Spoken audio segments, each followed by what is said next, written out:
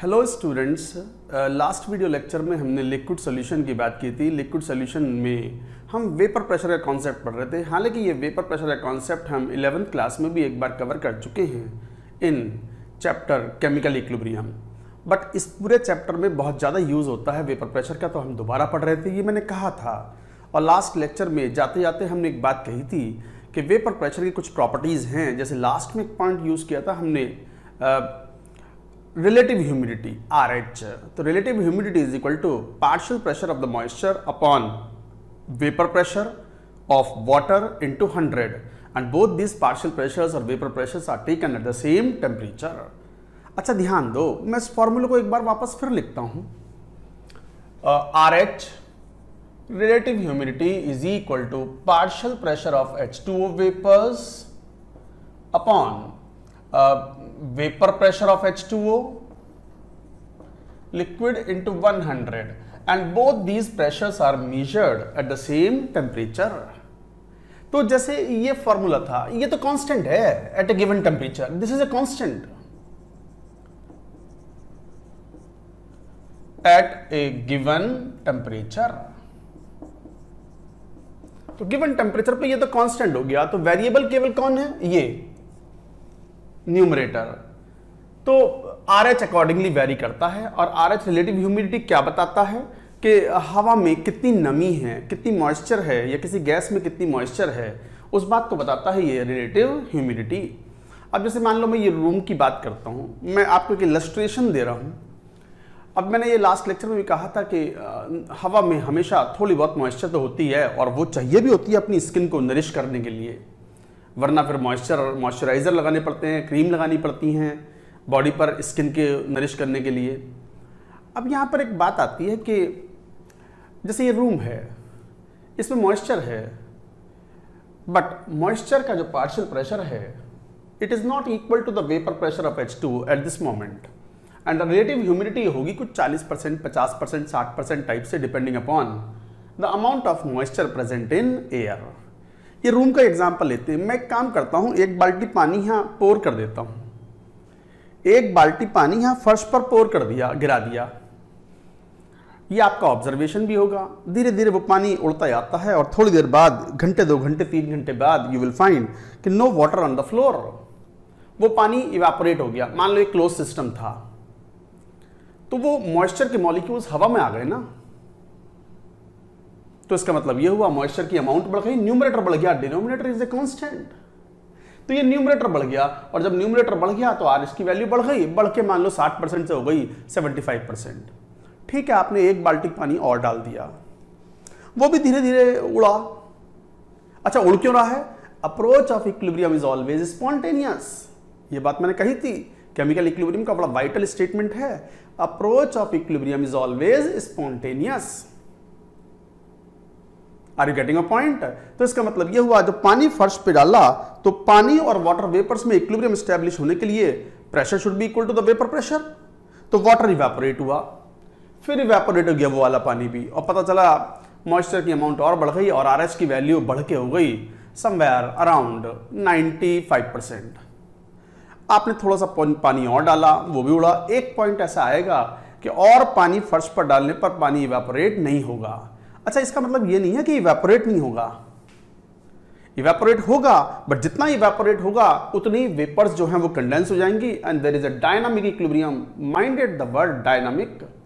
तो एक dynamic equilibrium establish हो जाएगा between evaporation and condensation, and rate of evaporation and rate of condensation जब बराबर हो जाएंगे, you will say there is an equilibrium established, and the equilibrium between the liquid water and water vapors at that moment you say partial pressure of the H2O moisture is equal to the vapor pressure and RH becomes 100%। और ऐसे में कही जाती है कि air is saturated with moisture, air is saturated with moisture, या कोई gas is saturated with moisture। Understood the meaning of saturated air? Means having the moisture and the partial pressure of the moisture is equal to its vapor pressure। Water के vapour pressure को हम aqueous tension भी बोलते हैं, तो aqueous tension word is also used for it. Got the point? तो इस तरीके से आप कहते हो। तो ये RH था। अच्छा, एक और मैं इलस्ट्रेशन देता हूं। कि हमने पानी डालते गए, उड़ता गया और कुछ देर बाद में हवा के अंदर यहाँ मॉइस्चर की अमाउंट मैक्सिमम पॉसिबल हो गई, इक्विलिब्रियम आ गया and the partial pressure of the moisture is equal to vapour pressure of water.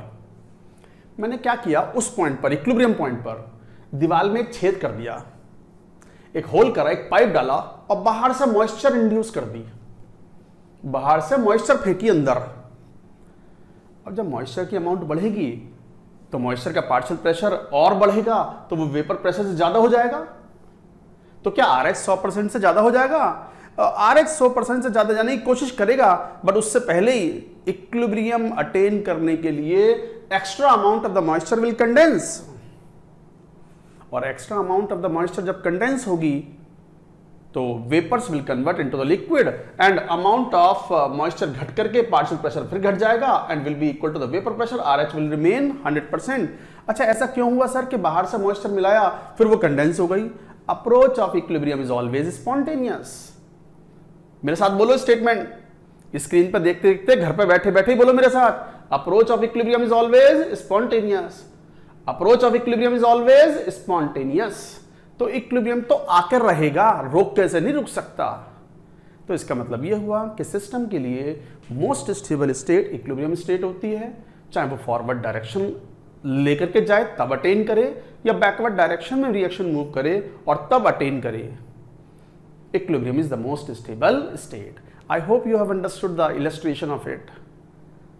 तो इस तरीके से हम बात करते हैं वेपर प्रेशर की। अच्छा, एक और पॉइंट पर एक क्वेश्चन है, ये जेई मेन का सवाल है, जब AIEEE के नाम से चलता था, समवेयर 2006 या 2007 का सवाल है। क्या क्वेश्चन है बताता हूं। क्वेश्चन तो आप बचपन से सुनते आ रहे हो वो सवाल, तो कई बार बच्चे पूछते भी है मुझसे, सर मतलब बचपन में हमें पता था कि IIT में कौन सा क्वेश्चन। हाँ भाई पता था। क्वेश्चन क्या है पहले सुन तो लो। क्वेश्चन ये है कि जब भोजन पकाते हैं तो प्रेशर कुकर में भोजन जल्दी पक जाता है in comparison to in an open vessel. अब मुझे तो ज्यादा आइडिया है नहीं भोजन पकाने का, बट फिर भी थोड़ा सा तो आइडिया है ही कि मान लो आलू टमाटर की सब्जी कोई बन रही है, तो अगर प्रेशर कुकर में बनाएंगे तो वो जल्दी पक जाती है, सब्जी जल्दी बन जाती है, जबकि ओपन वेसल में, ओपन पतीली के अंदर वो सब्जी बनाएंगे तो उसमें टाइम ज्यादा लगता है। हीट फ्लो का रेट भले ही सेम हो सब्जी पकाने के लिए। तो रीजन कई स्टूडेंट्स को मालूम भी होता है। क्या क्या कॉन्सेप्ट क्या है, ध्यान दो। जब ओपन वेसल में वो आलू टमाटर की सब्जी बन रही है तो pressure, external pressure is 1 atmosphere. मान लो 1 एटमॉस्फेयर मान लिया यहाँ का प्रेशर, जहां पर आप और हम बैठे हैं, खड़े हैं, वहां पर प्रेशर 1 एटमॉस्फेयर मान लिया, तो एक्सटर्नल प्रेशर इज 1 एटमॉस्फेयर। और जब सब्जी पकती है तो पानी तो उबलता है ना, पानी में सब्जी बना रहे हो ना, अल्कोहल में थोड़ी बना रहे हो। तो पानी में, हाँ पानी में ही बनती है सब्जी। तो पानी के अंदर सब्जी जब पक रही है तो उबल के पकेगी, और वाटर जब उबलेगा तो एक्सटर्नल प्रेशर 1 एटमॉस्फेयर है। तो इसका मतलब ये हुआ नॉर्मल बॉइलिंग पॉइंट वाटर का कितना है, 100 degree Celsius, around 100 degree Celsius जो है वो सब्जी पक रही होगी ओपन वेसल में, राइट। अब यही सब्जी यही पानी में आप कुकर में बना रहे हो, प्रेशर कुकर में, और प्रेशर कुकर में आप लिड क्लोज करते हो तो आप जानते हो you can maintain pressure more than 1 atmosphere. उबल के बनेगी सब्जी वहां भी, बट वहां प्रेशर 1 से ज्यादा मेंटेन हो सकता है इनसाइड द प्रेशर कुकर। मान लो वहां प्रेशर मेंटेन किया हुआ है 1.2 एटमॉस्फेयर फॉर एग्जांपल। 1.2 एटमॉस्फेयर पर एक बात याद रखनी है, एक्सटर्नल प्रेशर बढ़ गया अब, और जब एक्सटर्नल प्रेशर बढ़ गया, क्योंकि 1.2 के बियॉन्ड जाते ही कुकर की विसिल ओपन होगी और वहां से वेपर्स बाहर जाएंगी, सीटी बच जाती है कुकर की। तो मान लो प्रेशर मोर है, ज्यादा है, 1.2 है, तो इसका मतलब boiling point also will be more. आपने डिफाइन ही ये किया था, boiling point is the temperature when the vapour pressure becomes equal to external pressure. Now external pressure is more, so boiling of the water will occur at the higher temperature. तो pressure cooker में जो उबल के खाना पक रहा होगा वो 100 डिग्री सेल्सियस पर नहीं पक रहा होगा, 110 या 115 ये जो भी होगा, higher temperature than 100 degree Celsius पर पक रहा होगा। ऑब्वियसली प्रेशर कुकर में भोजन पक रहा है 110-15 डिग्री सेल्सियस पर, और ओपन वेसल में भोजन पक रहा है 100 डिग्री सेल्सियस पर। तो ऑब्वियसली ज़्यादा जल्दी भाई पकने के लिए तो एक सर्टेन अमाउंट ऑफ हीट ही चाहिए, बट ज़्यादा हाई टेम्परेचर पे भोजन पकेगा तो it will take lesser time. तो प्रेशर कुकर में भोजन जल्दी पकता है in comparison to in an open vessel. ये क्वेश्चन था, तो बड़ा आसान सवाल था, बच्चों ने सब नहीं कर दिया होगा, मतलब कोई ऐसा होगा जिसने गलत किया हो, ये तो बड़ा आसान क्वेश्चन था। इससे मिलता जुलता एक क्वेश्चन मैं बताता हूँ आपको, और क्या पता ये भी आ जाए। जेईई मेन के लिए बड़े सुटेबल क्वेश्चन होते हैं ये। अब ये तो पता ही है कि एटमॉस्फेरिक प्रेशर जो है वो कांस्टेंट नहीं है, एल्टीट्यूड चेंज होने पर एटमॉस्फेरिक प्रेशर चेंज होता है। जैसे जैसे ऊपर जा रहे हैं to the higher altitude at the height atmospheric pressure घटता है। माउंट कैलाश पे जाओ तो वहां प्रेशर शायद 1 एटमॉस्फेयर नहीं मिलेगा, हो सकता है 0.8 एटमॉस्फेयर ही हो, 0.7 एटमॉस्फेयर ही हो। तो इसका मतलब एक क्वेश्चन क्या बना, वही आलू की सब्जी ओपन वेसल में वही आलू की सब्जी मैं यहां ग्राउंड लेवल पे बना रहा हूं, जहां मैं पढ़ा रहा हूं आपको अभी, जहां प्रेशर 1 एटमॉस्फेयर है, एटमॉस्फेरिक प्रेशर, और यही आलू की सब्जी आप माउंट कैलाश पे बना रहे हो, टेम्परेचर बाहर का हमने सेम ही मान लिया। सेम होगा नहीं, वहां ठंडी होती है बहुत, बट सेम मान लिया, अदर्स फैक्टर आर सेम, केवल एक्सटर्नल प्रेशर का डिफरेंस है। यहां एटमॉस्फेरिक प्रेशर 1 और माउंट कैलाश पे वही सब्जी पकानी है ओपन वेसल में, यहां भी ओपन वेसल में, वहां भी ओपन वेसल में, और वहां प्रेशर है मान लो 0.8 एटमॉस्फेयर। तो ऑब्वियसली पानी का बॉइलिंग पॉइंट यहां अगर 100 डिग्री सेल्सियस है तो वहां 100 डिग्री सेल्सियस से कम होगा, मान लो 80 डिग्री सेल्सियस होगा। तो बताओ भोजन पूरी तरीके से पकने के लिए कहां जल्दी पकेगा, ग्राउंड लेवल पे जल्दी पकेगा। क्यों? क्योंकि यहां पर पानी जो उबल रहा होगा, सब्जी जो उबल रही होगी पानी में, वो 100 डिग्री सेल्सियस के अराउंड होगा, और माउंट कैलाश पर वही सब्जी पक रही होगी जो कि एक्सटर्नल प्रेशर कम है एट लोअर टेम्परेचर। तो प्रेशर बढ़ने पर बॉइलिंग पॉइंट बढ़ता है, तो प्रेशर घटने पर बॉइलिंग पॉइंट घट गया, तो पानी उबल रहा होगा वहां, पता चला 80 डिग्री 85 डिग्री सेल्सियस पे ही उबल रहा है पानी वहां। 85 डिग्री सेल्सियस पर अगर सब्जी पक रही होगी और यहाँ 100 डिग्री सेल्सियस पर पक रही होगी ग्राउंड लेवल पे, तो ग्राउंड लेवल पे सब्जी जल्दी पक जाएगी in comparison to that at Mount Kailash और at higher altitude. I hope you have understood the point. तो इन सभी का जवाब क्या था? Based on vapour pressure. Vapour pressure से काफी देर से हम बात कर रहे हैं, तो ये थे कॉन्सेप्ट्स ऑफ वेपर प्रेशर, इनको भी ध्यान रखेंगे। And now we take up 1 or 2 questions based on vapour pressure, और इंपॉर्टेंट क्वेश्चंस हैं, नोट डाउन द क्वेश्चंस।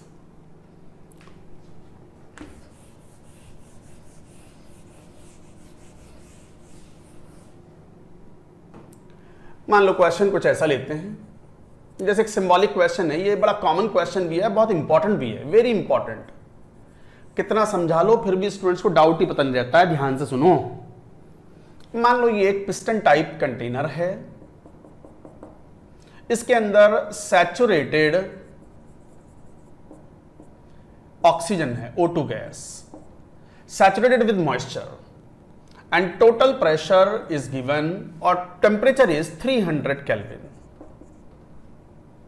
तो O2 प्लस मॉइस्चर है, टोटल प्रेशर दिया हुआ है मान लो 500 torr. Vapour pressure saturated O2 है विद मॉइस्चर, और वेपर प्रेशर ऑफ H2O मान लो 300 केल्विन पर, 300 kelvin, this is given in the question as मान लो 50 टॉर। डेटा है ये तो क्वेश्चन में। आपने इस पूरे पिस्टन टाइप वेसल को क्या किया? Isothermally volume is reduced to 1/2 of initial value.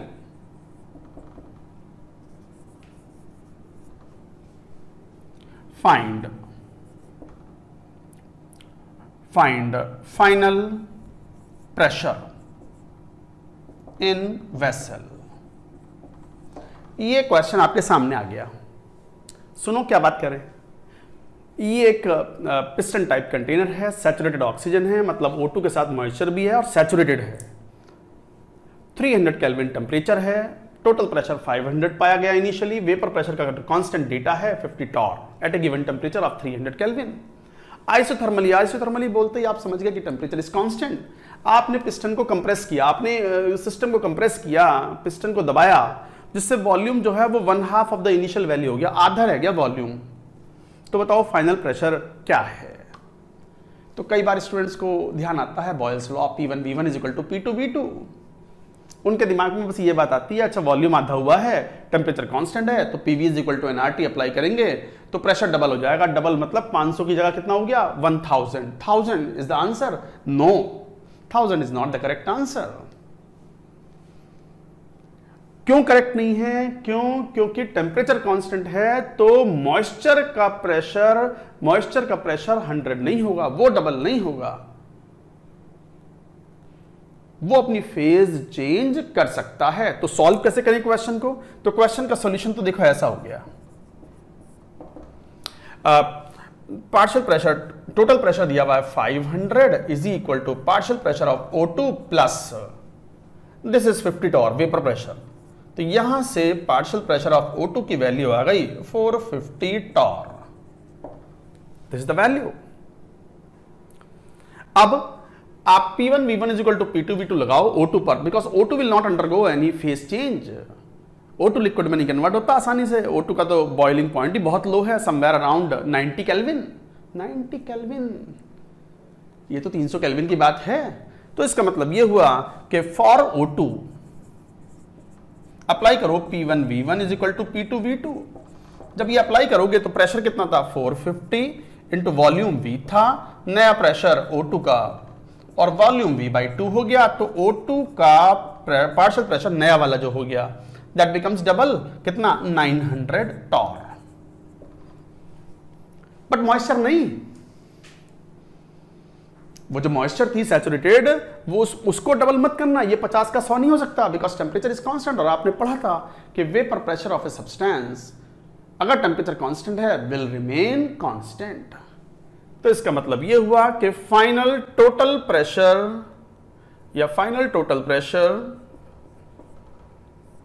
Will be PO2 dash plus vapour pressure of H2O and that value is 900 plus वो 50 ही रहेगा 950 टॉर। यही आंसर है। तो your correct answer is 950 torr. तो sir हुआ क्या, ये डबल हुआ क्यों ना, इस पे क्यों ना लगाया P1V1 is equal to P2V2? मेरी बात सुन लो भैया।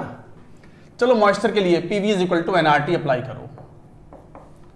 पार्शियल प्रेशर ऑफ, मान लो ये H2O, ये वेपर प्रेशर के बराबर ही है, volume moles of H2O RT, temperature constant, R तो हमेशा कांस्टेंट है ही, और वेपर प्रेशर चेंज हो नहीं सकता। ये वेपर प्रेशर है, ये चेंज हो नहीं सकता by property of by definition of vapour pressure. तो फिर आपने क्या किया, आपने वॉल्यूम जो है वो V/2 करा। तो अगर इसको कांस्टेंट मेंटेन कराना है तो नंबर ऑफ मोल्स भी कितने रह गए, N/2 रह जाने चाहिए, NH2O/2।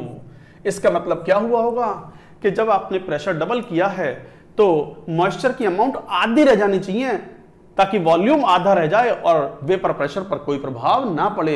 इसका मतलब what has happened, half of the moisture has been condensed. It indicates that half of the moisture has condensed to water droplets.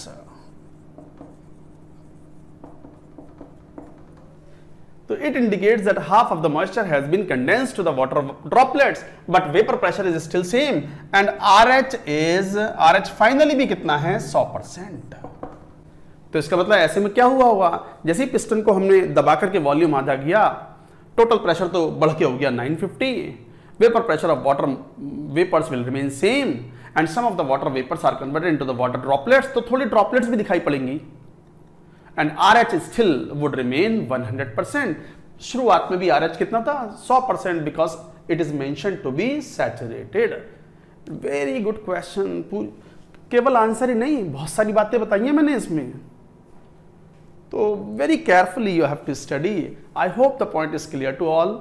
और इस पर विचार करें, एक बार नहीं 2 बार इसको सोचें अच्छे से, और जब अच्छी फीलिंग आएगी, आपको समझ में आएगा तो एक अच्छी फीलिंग भी आएगी। तो this was the question on vapour pressure. चलिए one more question on vapour pressure, एक और सवाल लेते हैं। ये मैं हटा रहा हूं।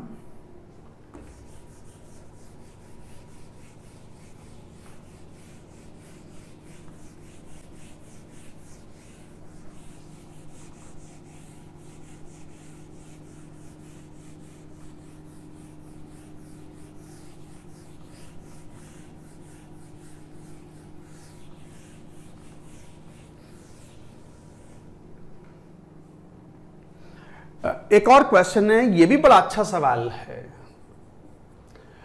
ये क्वेश्चन, इस तरह का एक क्वेश्चन पहले नेशनल ओलंपियाड में पूछा गया था। ओलंपियाड का नाम सुनते ही स्टूडेंट्स को ऐसा लगता है ये तो बड़ा भारी सवाल करा रहे हैं। नहीं, ऐसा नहीं है। ओलंपियाड में भी, किसी भी एग्जाम में हमेशा बहुत सारे क्वेश्चन बहुत हैवी नहीं आते, unless you are talking about the international olympiads. अभी मैं नेशनल ओलंपियाड की बात कर रहा हूं, उसमें क्वेश्चंस जेई के लेवल से थोड़ा कम ही आते हैं, जेई एडवांस के लेवल से, मेंस के लेवल से ज्यादा, एडवांस के लेवल से कम। तो स्टूडेंट्स को कई बार, अभी नहीं, हम खुद ही बताएंगे आपको कि एनएसईसी के पेपर्स भी आपको सॉल्व करने चाहिए, और we will provide you the gateway of solving the questions of NSEC. Chemistry में उस तरह के क्वेश्चंस भी सॉल्व करेंगे। हालांकि एनएसईसी का सिलेबस जो है थोड़ा सा डिफरेंट होता है फ्रॉम आईआईटी जेईई एडवांस्ड, तो क्या चीज नहीं पढ़नी है वो हम बता देंगे। एक और क्वेश्चन, ये क्वेश्चन कुछ ऐसा है, मान लो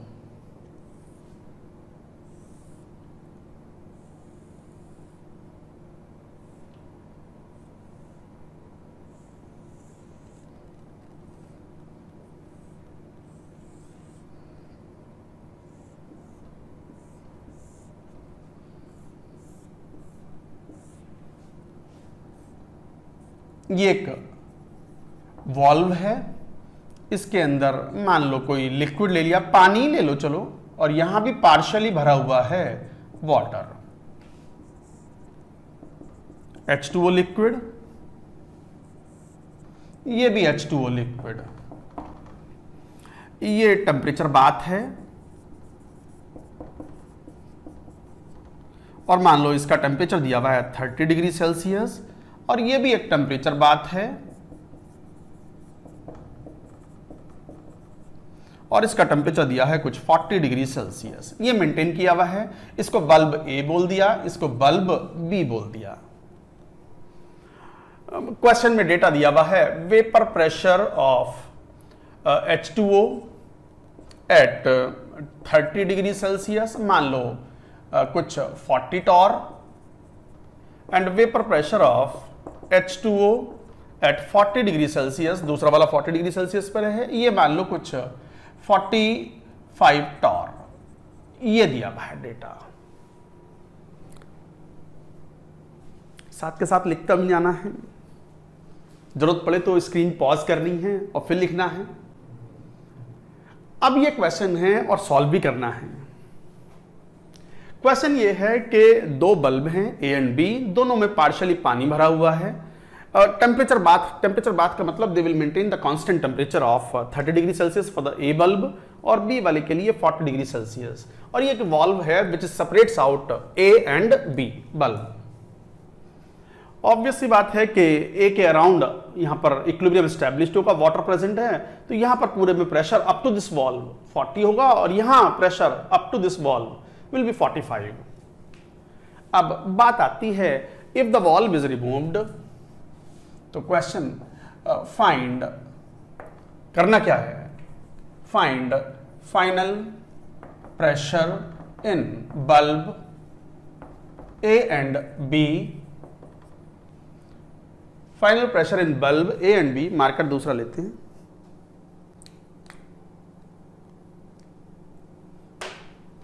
final pressure in bulb A and B if valve is opened।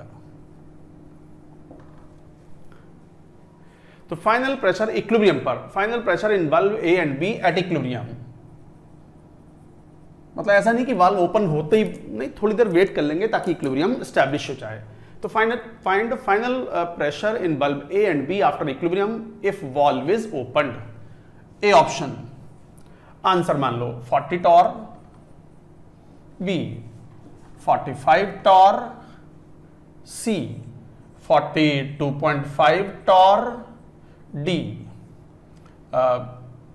मान लो कुछ वैल्यू बोल दें और कुछ, जैसे मान लो 43 टॉर।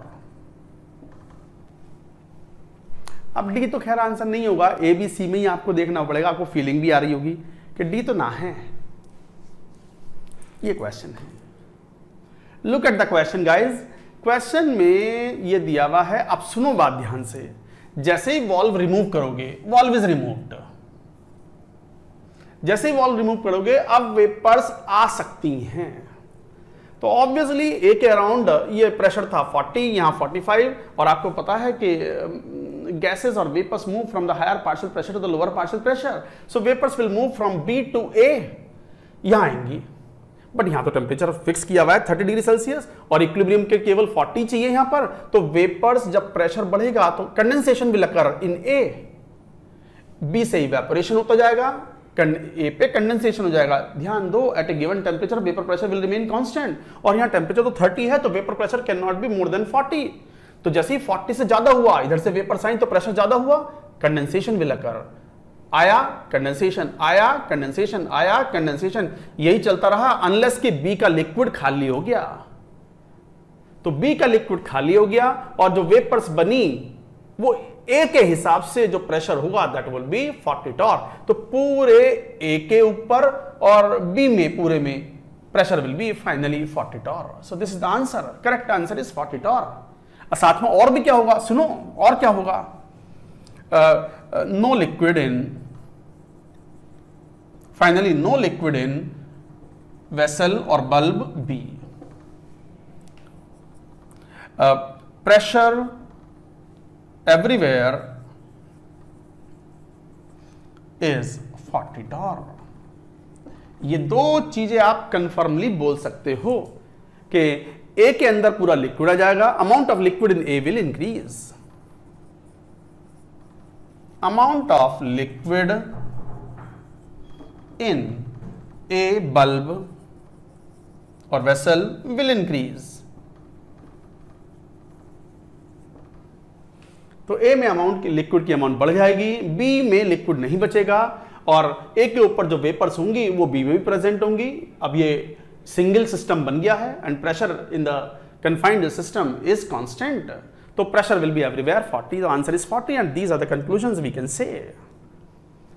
5 star rated question, मैं कई बार बोलता भी हूँ 5 star का मतलब जैसे 5 star होटल में जाते हैं ना, you will have a feeling of wow, पैसे खर्च होते हैं उसमें, पैसे बहुत खर्च होते हैं। एक आध बार गया मैं तो बेकार है। तो इस तरीके से क्वेश्चन सॉल्व कर सकते हो। Wonderful question and important question too. So like that you can solve. ये था कॉन्सेप्ट ऑफ वेपर प्रेशर। हमने दो चीजें पढ़ ली, कंसेंट्रेशन टर्म्स, हालांकि वो इस चैप्टर का पार्ट नहीं था, बट चूंकि 11th क्लास में हमने पढ़ा हुआ है तो हमने थोड़ा सा ब्रशअप कर लिया, थोड़ा सा आपको समझा दिया, क्योंकि इस चैप्टर में कंसेंट्रेशन टर्म्स के कन्वर्जन्स चाहिए होंगे।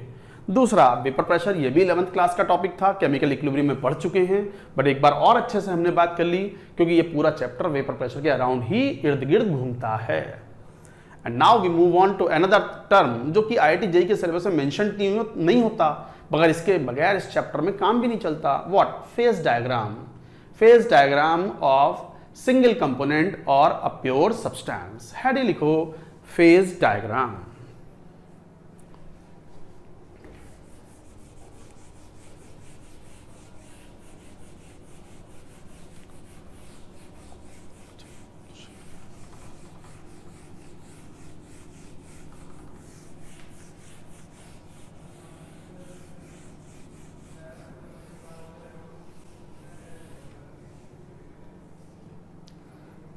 चलिए बात करते हैं, हेडिंग लिखो next, phase diagram.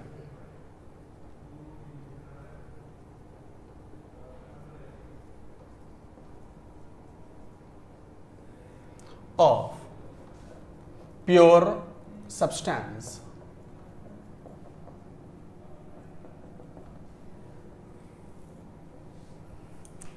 Phase diagram of pure substance.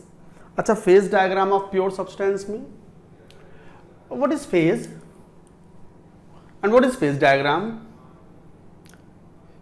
कई बार स्टूडेंट्स कंफ्यूज रहते हैं फेज और फिजिकल स्टेट में। ये टाइम है कंफ्यूजन दूर करने का। फिजिकल स्टेट तो जैसे solid, liquid, gas, commonly 3 physical state से हम डील करते हैं। हालांकि कॉलॉइडल इज अनदर फेज, और भी होते हैं, वो पढ़ते हो आप 9th-10th में। तो solid, liquid, gas they are physical state, but एक ही फिजिकल स्टेट में एक से ज्यादा फेजेस हो सकती हैं। तो phase is the region of material, लिख लेंगे what is phase. region of material or substance, the region of material or substance which has uniform composition and uniform physical and chemical properties throughout. सुनो क्या बात कह रहे हैं। Phase diagram of the pure substance में phase is the region of material of substance और substance which has uniform, has लगा दो, which has uniform composition and uniform physical and chemical properties throughout. इसको बोलते हैं हम फेज। एक ही फिजिकल स्टेट में एक से ज्यादा फेजेस हो सकती हैं। जैसे कार्बन लो जरा, कार्बन के दो कॉमन एलोट्रोप्स होते हैं, आप सब जानते हो, डायमंड एंड ग्रेफाइट। दोनों सॉलिड है रूम कंडीशन पर। डायमंड सॉलिड है, उसकी डेंसिटी अलग है, प्रॉपर्टीज अलग है, बॉन्डिंग नेचर अलग है। ग्रेफाइट उसकी डेंसिटी अलग है, अपीयरेंस अलग है, फिजिकल प्रॉपर्टीज भी अलग हैं, बॉन्डिंग नेचर भी अलग है। दोनों ही कार्बन है, दोनों ही सॉलिड हैं, दोनों एलोट्रोप्स हैं ये कार्बन के। So these are two different phases of solid carbon. और जैसे sulphur, sulphur rhombic, sulphur monoclinic, both have the different density and they have the different crystal structures. जब तो उनके बेसिस पर नाम आ रहे हैं उनके। तो इसका मतलब sulphur rhombic and sulphur monoclinic, these are two different phases of solid sulphur. तो फिजिकल स्टेट सेम है सल्फर की, सॉलिड है दोनों, चाहे वो रोम्बिक सल्फर हो चाहे वो मोनोक्लिनिक सल्फर हो। और कॉमन एग्जांपल सुनो, आप जानते भी हो, phosphorus, black phosphorus, red phosphorus, white phosphorus, तीनों सॉलिड है under room condition. Physical state is same but the phase is different. तो phase is the region of the material which has uniform composition and uniform physical and chemical properties throughout it. तो मैं इस बात को लिख भी देता हूं, जैसे a particular physical state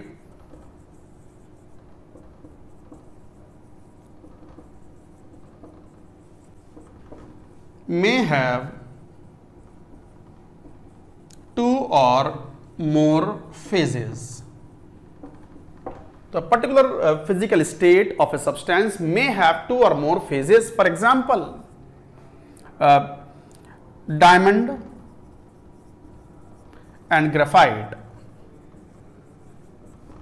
are two different phases. तो इसका मतलब जितने भी एलोट्रोप्स होते हैं वो अलग अलग फेजेस होती हैं। फिजिकल स्टेट सबका सेम है, both are solid, both are solid physical state, physical state। बाकी के एग्जाम्पल मैं लिख नहीं रहा हूं, समझ गए आप चाहो तो लिख लेना। मैंने एक सल्फर का एग्जाम्पल दिया था, sulphur rhombic and sulphur monoclinic. और दूसरा एग्जाम्पल कौन सा दिया था गाइस, कौन सा दिया था दूसरा एग्जाम्पल? तीसरा, बल्कि पहला तो ये था, दूसरा सल्फर वाला, और तीसरा कौन सा? Phosphorus, black phosphorus, red phosphorus and white phosphorus. अच्छा, ये पढ़ने भी होते हैं पी ब्लॉक में, you will study all this. इनके ऊपर क्वेश्चंस आते हैं। और सबसे ज्यादा रिएक्टिव फॉर्म जो होती है वो व्हाइट फॉस्फोरस की होती है। क्यों होती है ये भी केमिकल बॉन्डिंग में हम बात कर चुके हैं 11th क्लास में। एनीवेज, आगे की तरफ बढ़ेंगे। तो ये तो थी phase. What is phase diagram? Phase diagram is the pressure versus temperature diagram of a substance which helps us to understand that under given pressure and temperature conditions कौन सी physical state या phase stable होगी। लिखो phase diagram।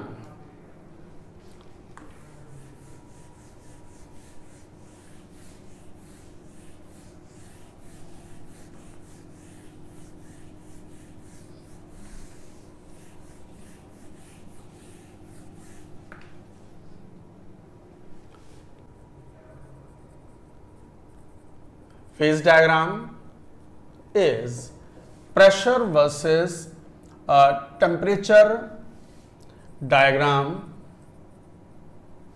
of a substance which tells us the relative stability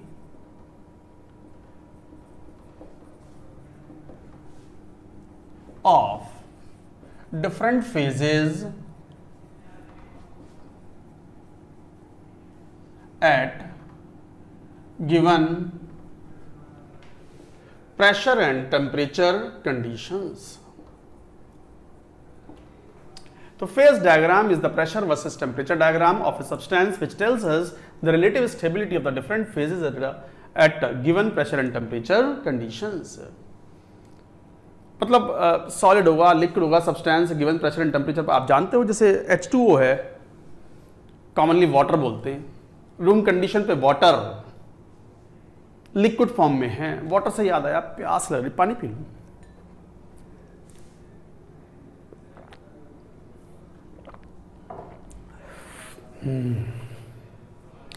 जल जीवन है, जल जीवन है। हाँ, वापस आओ, क्या बात कर रहे थे? हाँ, अब जैसे ये वाटर ही है, रूम कंडीशन पर प्रेशर 1 एटमॉस्फेयर है, टेम्परेचर अभी होगा 24-25 डिग्री सेल्सियस।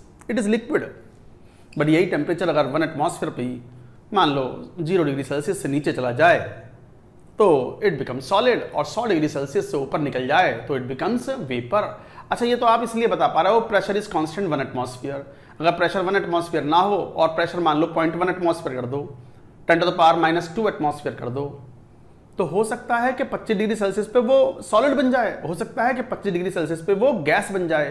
तो इसका मतलब गिवन प्रेशर एंड टेम्परेचर पे सब्सटेंस सॉलिड होगा, लिक्विड होगा, गैस होगा, या सॉलिड में भी अलग अलग फेजेस हो सकती हैं। कौन सी फेज में होगा ये कौन बताएगा? Phase diagram. Who will tell all this to us? Phase diagram. तो इसलिए बोलते हैं हम कि it tells us the relative stability of the different phases at given condition. एक और टर्म यूज करते हैं, फेज बाउंड्री।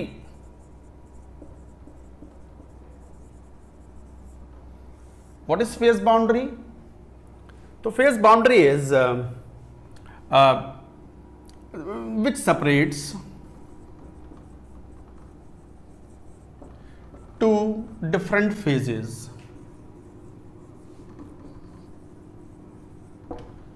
तो phase boundary that separates two different phases. तो फेज बाउंड्री पर two phases will be in equilibrium. At phase boundary two different phases will be in equilibrium.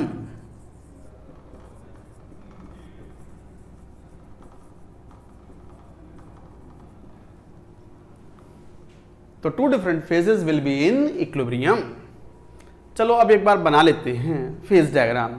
हम दो phase diagram बनाएंगे, एक तो general phase diagram which is followed by most of the substances, और एक exceptional case होता है, बड़ा वाइटल एक्सेप्शन वाटर का, H2O का। क्यों है एक्सेप्शन, कहाँ है एक्सेप्शन, लेते हैं ना अभी। पहले जनरल फेज डायग्राम बनाएंगे, केयरफुली साथ के साथ बनाते चलेंगे।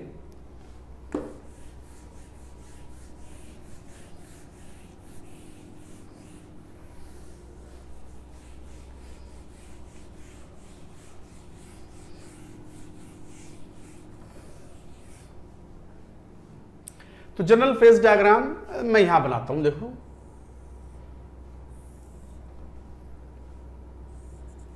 प्रेशर वर्सेस टेम्परेचर, और डायग्राम कुछ ऐसा होगा।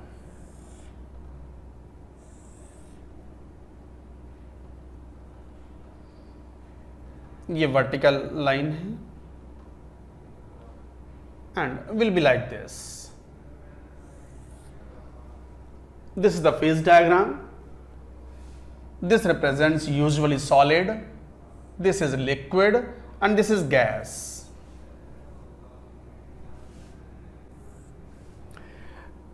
This particular temperature is called, point is called triple point. क्या मीनिंग है अभी बात करेंगे। ट्रिपल, TRI होगा ना, हाँ TRI ट्रिपल पॉइंट। सिंगल होता है कि डबल होता है? TRI देख लेना यार, ट्रिपल पॉइंट, और ये यहां पर एक क्रिटिकल पॉइंट TC होगा, और इस पॉइंट के beyond you will have supercritical phase. So this is a supercritical fluid. मान लो this is the corresponding point, और यहां ये 1 एटमॉस्फेयर है। 1 एटमॉस्फेयर के corresponding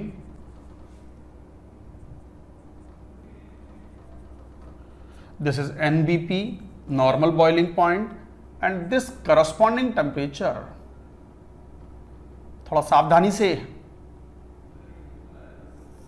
this is NFP, normal freezing point, and this is a triple point temperature. Natural flow में single P आ रहा है, हटा लो, बिल्कुल, triple point temperature, and this is triple point pressure.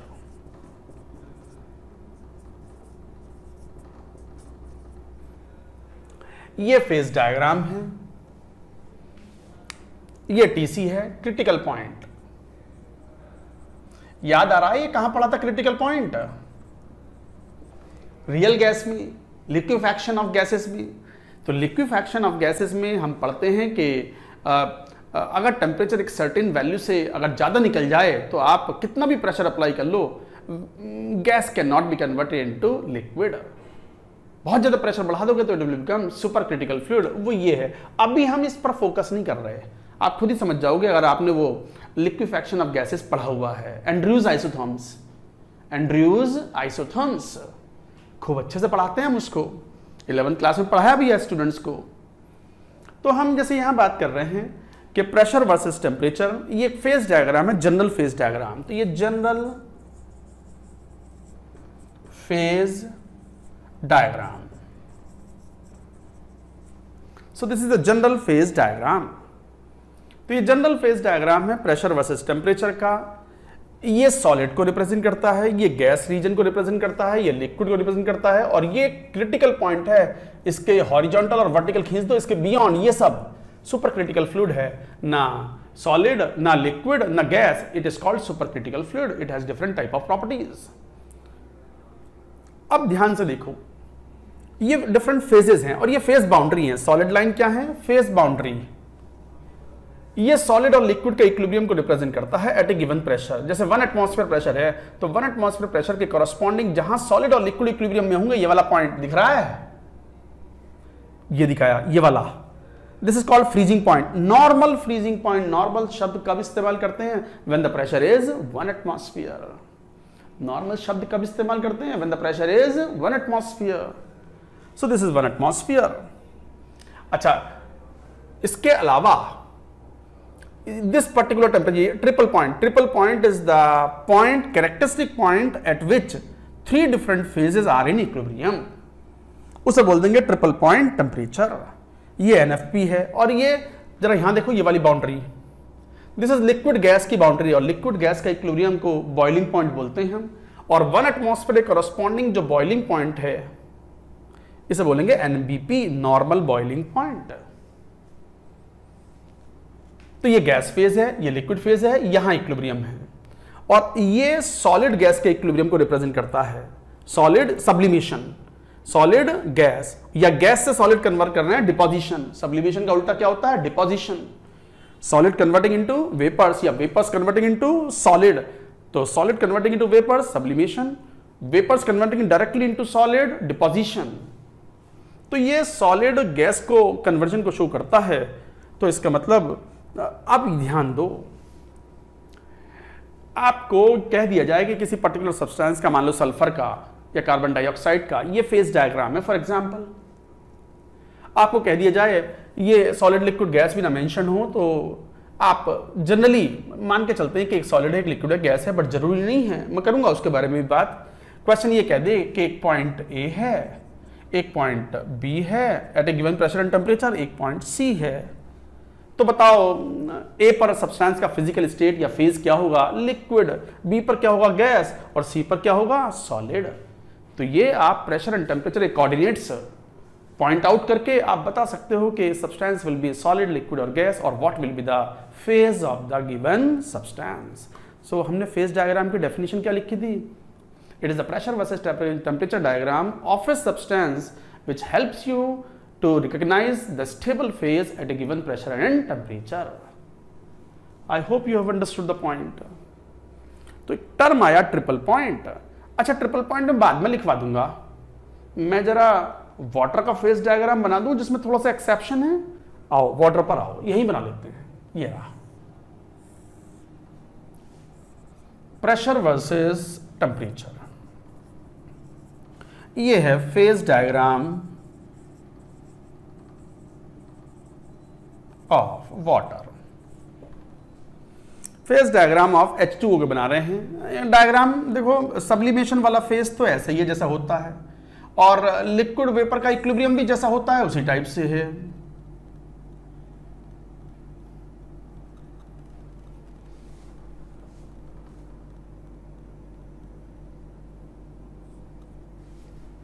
But जरा यहां देखना, सॉलिड लिक्विड के इक्विलिब्रियम में ये थोड़ा सा इस तरीके से मूव कर रहा था, having the positive slope, but यहां स्लोप थोड़ा सा नेगेटिव हो जाता है and slow it becomes like this, almost straight line. थोड़ा हायर प्रेशर पर जाने पर थोड़ा सा कर्व हो जाता है, ये almost straight line. This is solid with negative slope and this is liquid and this is gas and this is triple point.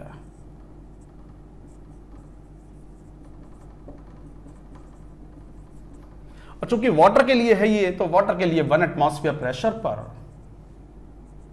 जो कॉरस्पॉन्डिंग टेम्परेचर है दैट इज NBP, और ये जातने भी हो NBP इज 100 डिग्री सेल्सियस और 273 373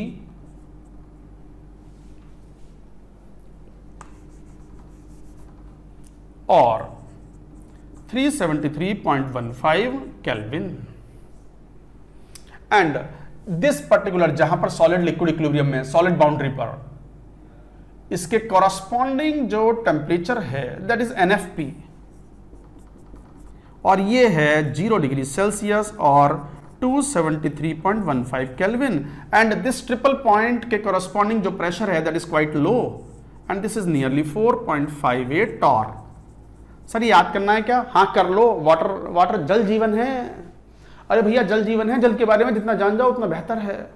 तो water के लिए आप याद भी रखो कि triple point pressure is 4.58 torr, जो कि काफी लो है। No, it is not to scale, graph is not to scale. ये 760 है और ये 4.58 है, तो कभी कभी ये जस्ट तो डबल ही लग रहा है बस। नहीं, ऐसा नहीं है, not to scale. And the corresponding triple point temperature is 0.01 degree Celsius. ध्यान दो, normal freezing point is 0 degree Celsius, triple point temperature for water is 0.01 degree Celsius, pressure is 4.58 torr and normal boiling point is 100 degree Celsius. सब जानते ही हो, पानी 1 atmosphere पर 100 degree Celsius पर उबलता है, boils. अच्छा, कॉरस्पॉन्डिंगली ये कोई TC आ जाए, क्रिटिकल पॉइंट।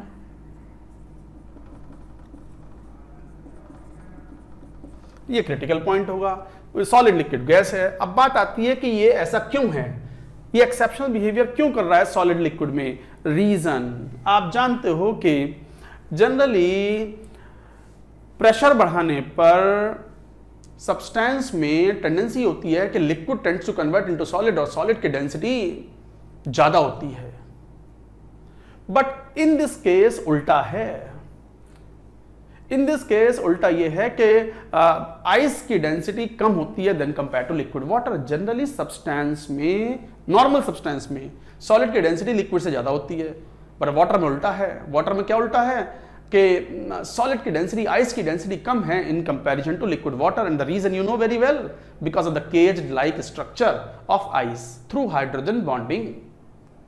तो कैविटीज बन जाती हैं आइस के अंदर, कैविटीज बन जाती हैं, जैसे केजेस बोलते हैं हम।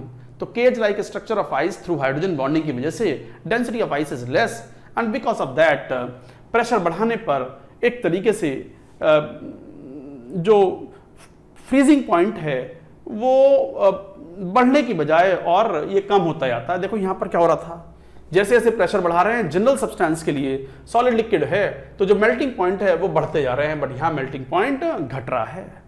देख लो यहां से ये 1 एटमॉस्फेयर था, जरा 100 एटमॉस्फेयर कर दो तो बॉइलिंग पॉइंट बढ़ गया, बट यहां घटेगा because of the behaviour of ice is different. तो याद रखें in general density of solid is greater than density of liquid. For H2O, density of solid is less than density of liquid. Solid की density liquid से कम है, so that's why this is the exception.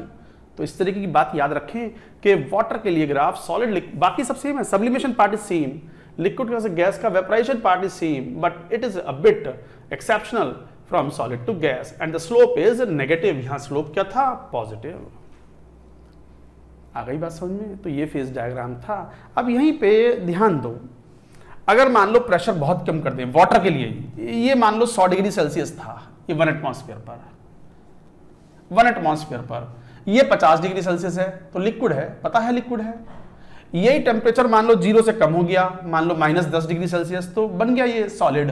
और यही temperature 100 से ज्यादा निकल गई, यहां 100 से ज्यादा मान लो 120 डिग्री सेल्सियस है, तो इट बिकम्स गैस, पता है। बट यदि प्रेशर बहुत कम हो जाए, मान लो यहां ले लो pressure is 1 torr, for example 1 torr pressure पर अगर टेम्परेचर मान लो 25 डिग्री सेल्सियस भी है ना, यहां 25 degree Celsius 1 torr substance will be gas. तो 25 डिग्री सेल्सियस पर H2O गैस हो सकता है क्या? हाँ हो सकता है, if the pressure is very low. कई बार स्टूडेंट्स ऐसे बोलते हैं 25 डिग्री सेल्सियस पर तो बस सर पानी पी रहे थे, अभी जल जीवन है, ये लो।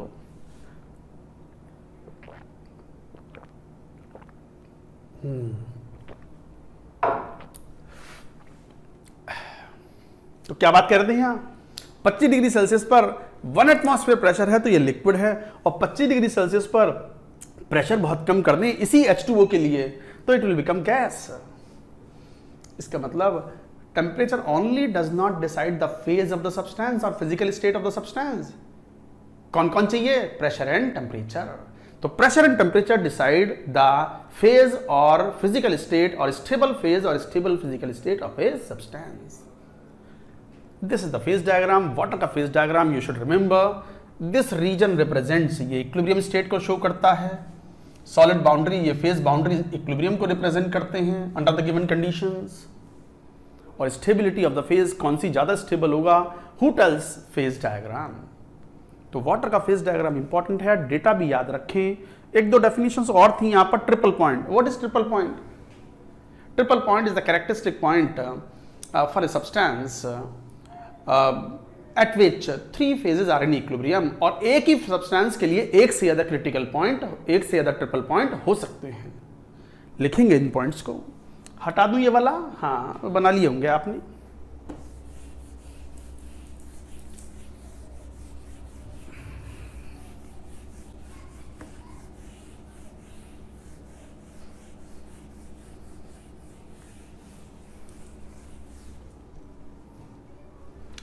हाँ कुछ पॉइंट्स आएंगे। तो triple point is the characteristic point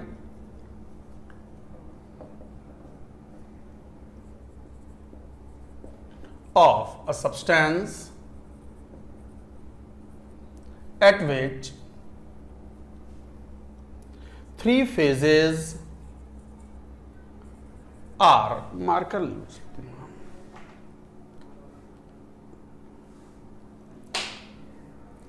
3 phases are in equilibrium. So triple point is the characteristic point of a substance at which 3 phases are in equilibrium. अच्छा वो 3 phases need not be solid, liquid, gas. These 3 phases need not be solid, liquid, gas. It may be two solids, one liquid, or one solid, two liquids, etc. तो जरूरी नहीं है कि triple point पे केवल solid, liquid, gas ही होंगे, but there may be two solids, one liquid, there may be one solid, two liquids, there may be one solid, one liquid, one gas. अच्छा, दो गैस नहीं होंगी क्योंकि gases are always miscible and form the homogeneous mixture. Two liquids का mixture need not be homogeneous, two solids का mixture need not be homogeneous, two gases का mixture is always homogeneous because intermolecular space इतना ज्यादा है कि they are always miscible in almost all the proportions. तो ये था ट्रिपल पॉइंट, ये था फेज डायग्राम. इसकी जरूरत पड़ेगी, जब जरूरत पड़ेगी तो हम बोल देंगे, आप समझ जाएंगे. तो घर पे इसको अच्छे से पढ़ें, रिवाइज करें. हमने 3 चीजें पढ़नी अब तक. 1, थोड़ा सा revision of mole concept, that means concentration terms इस चैप्टर में चाहिए होंगी. 2, फेज डायग्राम, जिसके बगैर ये चैप्टर कुछ पॉसिबल ही नहीं है. फेज डायग्राम नहीं, vapour pressure. 3, phase diagram. Of course we will be talking about the various colligative properties, जहां पर phase diagram will play an important role. असली में तो चैप्टर अब स्टार्ट होता है. अच्छा, यहीं पे मैं एक क्वेश्चन कराता हूं फेज डायग्राम पे. ये क्वेश्चन भी पहले एक बार एनएससीसी में आया था. मुश्किल नहीं है. कभी सोचो कि सर कुछ हैवी सा पढ़ा रहे हैं. भैया, सब कुछ आईआईटी जेई के लिए है और these lectures are for JEE Main plus Advanced. अब किसी स्टूडेंट्स को लगेगा कि यहां तक की बात तो ठीक थी, इसके ऊपर मुझे नहीं पढ़ना क्योंकि मैं एडवांस को अभी एम नहीं कर रहा हूं, तो वो अपना उस पर गोल मार दे, बाद में देखेंगे. और जो एडवांस के लिए पढ़ना है वो पूरी एक एक बात अच्छे से पढ़ें. तो ये सब लेक्चर्स में मेन भी इंक्लूडेड है और जेई एडवांस भी इंक्लूडेड है. तो जैसे एक बहुत ही कॉमन क्वेश्चन होता है, आपको शायद आपने डे टू डे लाइफ में एनकाउंटर भी किया हो उस क्वेश्चन को. क्या?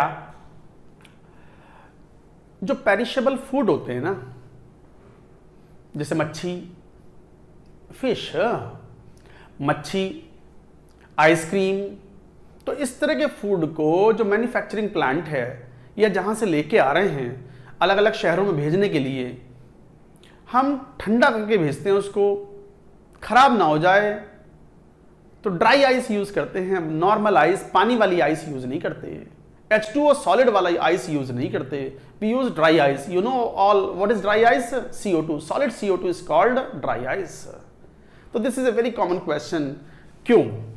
मैं ये हटाता हूं, फिर सवाल लिखता हूं, फिर आंसर की बात करेंगे.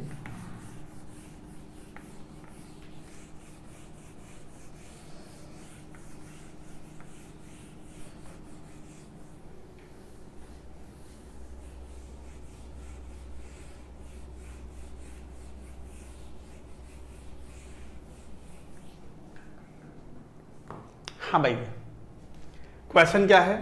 क्वेश्चन ये है, for transporting perishable food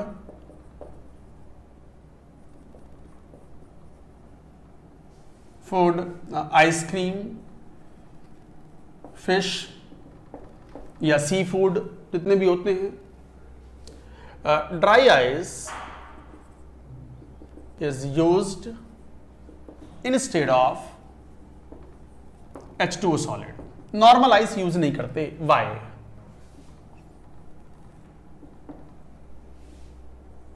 answer, solution. क्यों? ऐसा क्यों? Based on phase diagram. So based on phase diagram हम ये बात कहते हैं कि for transporting the perishable food we use dry ice, not the normal ice. Dry ice मतलब सॉलिड CO2. क्यों? क्योंकि इसका फेज डायग्राम ऐसा है, प्रेशर वर्सेस टेम्परेचर CO2 के लिए. फेज डायग्राम इस टाइप का है और ये प्रेशर जो है ट्रिपल पॉइंट का, ये सॉलिड, ये लिक्विड, ये गैस, ये 5.1 एटमॉस्फेयर है ट्रिपल पॉइंट. इसका मतलब वो, और अभी ये जो लेके जाएंगे हम ट्रांसपोर्ट ट्रक में रख करके, लॉरी पे रख करके, मान लो ये डब्बे जा रहे हैं जिसके अंदर आइसक्रीम है और उसमें ड्राई आइस की पैकिंग कर दी, तो प्रेशर तो 1 एटमॉस्फेयर ही होगा ना। तो 1 एटमॉस्फेयर पर, दिस इज 1 एटमॉस्फेयर, 1 एटमॉस्फेयर पर what will happen, what is the phase change, solid to gas. तो इसका मतलब आंसर क्या हुआ, dry ice at 1 atmosphere converts from solid to gas, sublimation।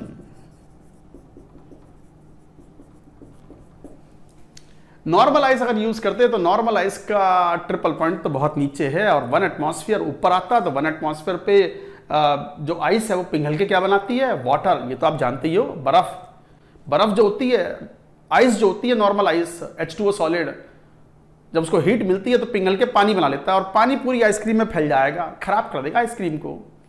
जबकि यहां क्या हो रहा है, ड्राई आइस, इसका ट्रिपल पॉइंट प्रेशर 5.1 एटमॉस्फेयर है और 1 एटमॉस्फेयर प्रेशर पर it sublimes, it does not convert into liquid, it converts into gas. और गैस जो है वो आइसक्रीम के अंदर घुस करके उसको स्पॉयल नहीं करता, ठंडा मेंटेन करता है वो। ऑब्वियसली इवेपोरेशन होगा तो एंडोथर्मिक प्रोसेस है, it will take the heat of the system या आइसक्रीम की, और आइसक्रीम की हीट अगर ले लेगा वो प्रोसेस तो आइसक्रीम क्या रहेगी, ठंडी। एंडोथर्मिक प्रोसेस में अंदर की जो चीजें हैं वो ठंडी हो जाती हैं और एक्सोथर्मिक में हीट लिबरेट होती है, वो हीट खाने के बाद अंदर की चीजें क्या होती हैं, गर्म। ये भी एक इंपॉर्टेंट कॉन्सेप्ट है थर्मोकेमिस्ट्री का।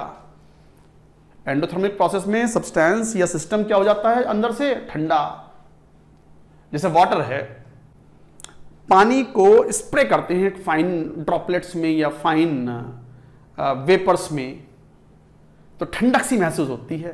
पंखा ठंडी हवा देता है, कूलर ठंडी हवा देता है, कूलर के अंदर पानी होता है और कूलर हवा फेंकता है तो वाटर की ड्रॉपलेट्स, फाइन ड्रॉपलेट्स जो है वो वेपर्स के रूप में निकल के बाहर आती हैं, तो एंडोथर्मिक प्रोसेस है, ठंडक महसूस होती है।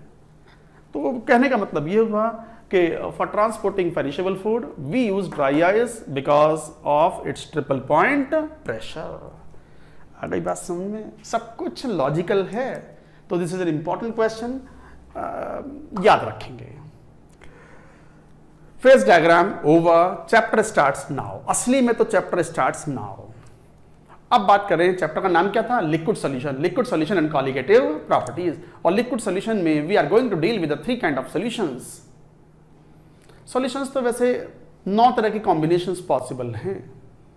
सॉलिड सॉल्यूशंस, सॉलिड सॉल्यूशन का मतलब solid in solid, gas in solid, liquid in solid, नहीं पढ़ना। Gas solution, solid in gas, liquid in gas, gas in gas, नहीं पढ़ना। तीसरा liquid solution, solid in liquid, liquid in liquid, gas in liquid, ये पढ़ना है। तो हमारे चैप्टर का नाम क्या है, सॉल्यूशन ना होकर के सही नाम क्या है, लिक्विड सॉल्यूशन। हेडिंग लिखो लिक्विड सॉल्यूशन, और उसमें भी हमें ये पढ़ने हैं। बड़ा मजेदार चैप्टर है ये, स्टूडेंट्स को अच्छा भी लगता है ये। ऐसा नहीं है जैसे वो आयनिक है, रुलाता रहता है बच्चों को। रुलाता भी इसलिए रहता है, सीरियस होते ही नहीं हो। 11वीं क्लास पे ऐसे निकाल देते हो मौज मस्ती में, 12th में आकर के फिर हाथ पांव कांपते हैं, अरे अब तो एग्जाम देना है। अभी भी हो जाएगा सब, पढ़ो मेहनत से। 24 घंटे तुम्हारे हैं, 10 घंटे पढ़ो, 12 घंटे पढ़ो, 9 घंटे पढ़ो, 8 घंटे से कम नहीं पढ़ना है। हाँ, तो चलिए बात करते हैं। यहां पर हम क्या बात कह रहे थे, अरे मैं भूल गया। हाँ, सॉल्यूशन की। तो लिक्विड सॉल्यूशन, सॉल्यूशन तो 3 टाइप के हो गए। Solution, solid solution, solid in solid, liquid in solid, gas in solid. इनके एग्जांपल्स भी एनसीईआरटी पढ़ोगे तो दे हैव गिवन, एनसीईआरटी जरूर पढ़नी होती है। Liquid solution, solid in liquid, liquid in liquid, gas in liquid. और तीसरा गैस सॉल्यूशन। गैस सॉल्यूशन में solid in gas, liquid in gas, gas in gas. हमें यह पढ़ना है, वी हैव टू स्टडी।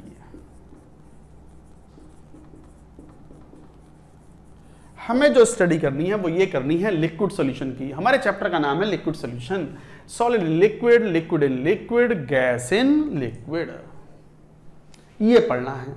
तो one by one we are going to take up. First we will take liquid in liquid, then gas in liquid, और last में बात करेंगे solid in liquid. तो शुरू करेंगे, हेडिंग लिखो solution of liquid in liquid.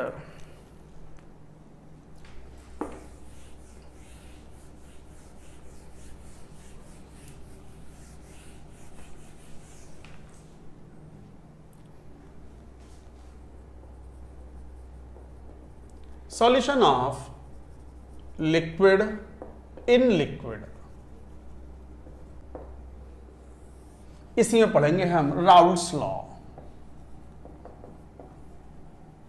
For ideal solution.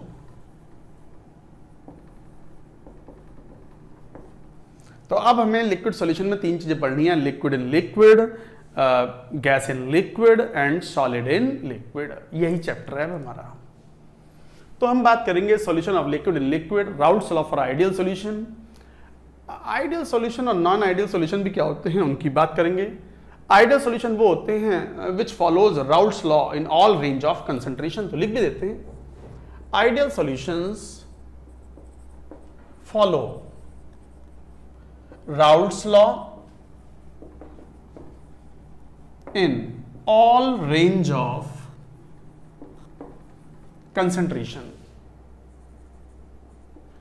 सभी concentration की रेंज में वो सॉल्यूशंस जो राउल्ट्स लॉ फॉलो करें, they are called ideal solution.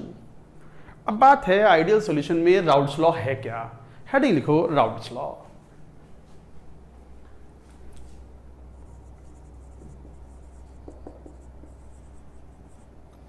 Raoult's law क्या है? राउल्ट्स लॉ, अगर दो लिक्विड्स, वॉलेटाइल लिक्विड्स को मिला दिया, वॉलेटाइल लिक्विड्स हैं तो वेपर्स तो बनेंगी दोनों की, तो दो लिक्विड को आप मिलाते हो और जो सॉल्यूशन बनाते हो, होमोजेनियस मिक्सचर इज सॉल्यूशन। तो दोनों लिक्विड्स वेपराइज होते हैं और जो वेपर प्रेशर कंट्रीब्यूशन है by a volatile component that is equal to the product of its pure vapour pressure multiplied by its mole fraction in liquid at equilibrium. तो लिखो at a given temperature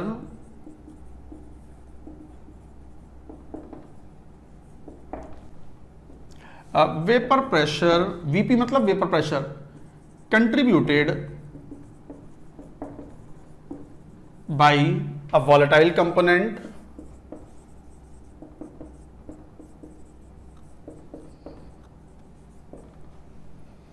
in a solution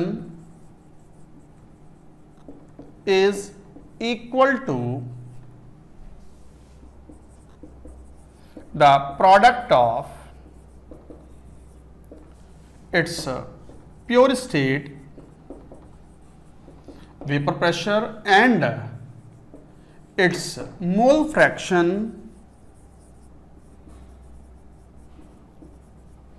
in solution at equilibrium। ये है परिभाषा।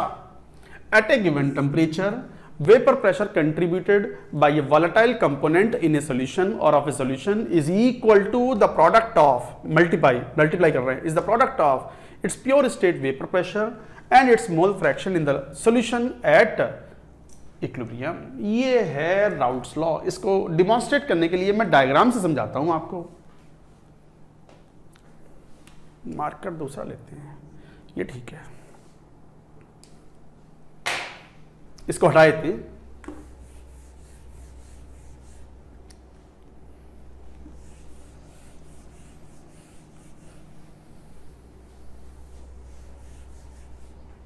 ये भी हटा देते हैं।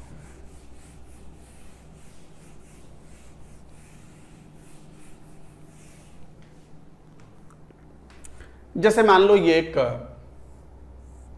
एक कंटेनर ले लिया, क्लोज्ड कंटेनर ले लिया मान लो, और यहां दो लिक्विड्स को फिक्स भर दिया, दोनों ही वॉलेटाइल हैं, liquid A plus liquid B. Liquid A liquid B भर दिए और दोनों ही वॉलेटाइल हैं, बोथ वॉलेटाइल।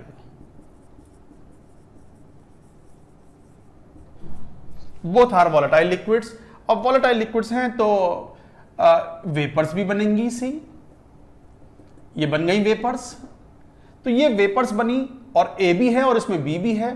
तो मान लो यहां पर इनके मोल फ्रैक्शंस को कह दिया XA और ये mole fraction XB। XA and XB are the mole fractions of A and B at equilibrium of A and B in solution। ऐसे ही यहां A भी होगा B भी होगा, तो this is YA and this is YB। अब ये partial pressure PA कहलाएगा और ये पार्शियल प्रेशर PB। जब वेपर्स हैं टक्कर मारेंगी दीवारों से तो उनके पार्शियल प्रेशर्स भी होंगे and the partial pressures are PA and PB। Vapours के मोल फ्रैक्शंस हैं YA YB, XA XB। तो यहां YA XA XB क्या है, लिख लो पहले। मोल fraction of A and B in solution, liquid in solution at equilibrium। अच्छा YA YB क्या है, YA YB mole fraction of A and B in vapor at equilibrium। भैया दो लिक्विड्स को अगर मिक्स किया है A और B को, दोनों वॉलेटाइल हैं, तो दोनों की वेपर्स बनेंगी ना। वाटर और अल्कोहल है, वाटर और अल्कोहल को भर दो तो दोनों की वेपर्स ऊपर उठेंगी बिकॉज बोथ आर वॉलेटाइल। हाँ, जो ज्यादा वॉलेटाइल है उसकी वेपर्स थोड़ी ज्यादा बनेंगी, depending upon amount also, it also depends on. तो XA XB are the mole fraction of A and B in the solution, YA YB are the mole fraction of A and B in the vapor at equilibrium। अच्छा, what is PA PB? Vapor pressure contributed by A and B। अब vapour pressure word use कर रहे हैं तो फिर तो equilibrium होगा ही होगा। तो vapour pressure contributed bye A and B। अच्छा, यहीं पे एक टर्म यूज करेंगे PA not PB not. Vapour pressure of pure A, vapour pressure of pure B। अगर एक किसी कंटेनर में सेम टेम्परेचर पर अगर A भर देते तो उसका जो प्योर वेपर प्रेशर होता, तो vapour pressure of pure A and pure B respectively at a given temperature। तो PA not PB not are the vapour pressure of pure A and pure B। तो इस तरीके से डिफाइन करते हैं हम। तो आप अब क्या कह रहे हो, राउल्ट्स लॉ क्या है?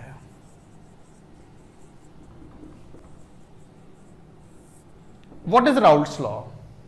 राउल्ट्स लॉ ये कहता है कि अगर दो लिक्विड्स का सॉल्यूशन लिया है तो उसके ऊपर वेपर्स जो बनेंगी इक्विलिब्रियम पर, क्या बोल रहे हैं, vapour pressure contributed by a component is equal to its mole fraction in the liquid multiplied by its pure state vapour pressure. तो as per the Raoult's law A के लिए अप्लाई करोगे तो PA is equal to YA नहीं XA। तो PA is equal to its mole fraction in liquid XA into total pressure into is pure state vapour pressure PA not. ऐसे PB is equal to XB into PB not. ये है Raoult's law, ये है Raoult's law. हालांकि यहां पर हम Dalton's law की भी बात करेंगे, बट चलिए एक काम करेंगे, इस वीडियो लेक्चर को, उसमें अभी टाइम लगेगा, पूरा लेक्चर लगता है इसको पढ़ने में, हमने इनिशिएट कर दिया, इसको कंटिन्यू करेंगे in the next video lecture. That's it for now.